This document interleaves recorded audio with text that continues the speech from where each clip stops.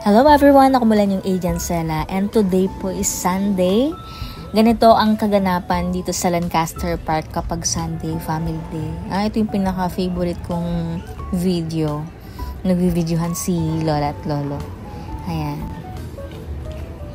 Kagaling namin ng office dahil may tripping kami kanina na taga Manila and nag-reserve sila ng kanilang Thea Townhouse.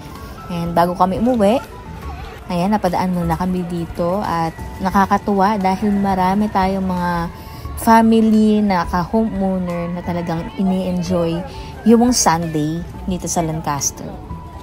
Ayan, may playground and tabi niya po yung transport hub and yung mga kainan, may mga merienda, ganyan. Yes po, pet friendly din here sa Lancaster.